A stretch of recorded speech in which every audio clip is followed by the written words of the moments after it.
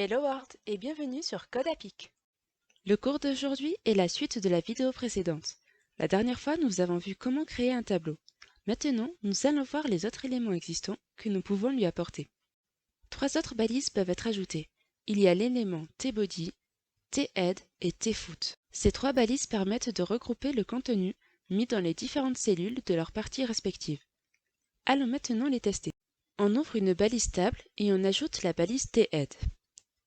Maintenant, on ajoute comme la dernière fois la balise TR dans laquelle on va mettre la balise TH, ce qui sera notre en-tête. Ensuite, on ouvre la balise tBody et on y met l'élément TR dans lequel on met la balise TD. Enfin, on rajoute la balise tFoot qui contient les mêmes balises que notre tBody. Une fois ces balises écrites, on va partir du principe qu'il nous manque des ingrédients pour faire un gâteau. Donc dans la balise tHead, on crée une colonne ingrédients et une colonne quantité. Maintenant, on peut s'occuper de la partie tBody. On peut dire par exemple qu'il nous faut 1 kg de sucre et 3 kg de farine.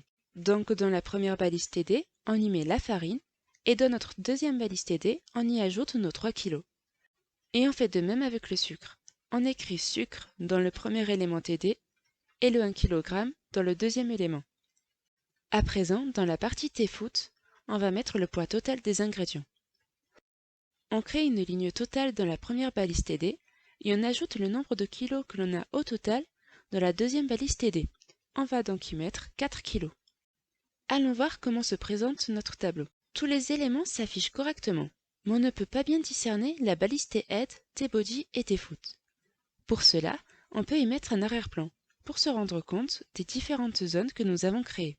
Pour la partie tHead, on pourrait mettre un fond bleu, donc on va écrire style égale, on ouvre les guillemets, background-color de point bleu, et on n'oublie pas le point virgule. Pour la partie tBody, on va ajouter un fond vert. On va donc écrire style égale, on ouvre les guillemets, background-color de point green, point virgule. Et pour la partie tFoot, on va mettre un fond violet. On va donc écrire style égale, on ouvre les guillemets, background-color de point purple et point virgule.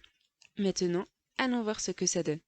On voit bien les différentes parties, mais ça serait bien de centrer le texte.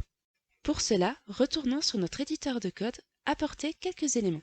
Maintenant que nous avons notre balise table devant les yeux, on va y ajouter style égale, on ouvre les guillemets, texte-align de point center, on met un point virgule, et maintenant on va vérifier notre résultat. Très bien, notre texte est bien centré comme nous l'avons souhaité.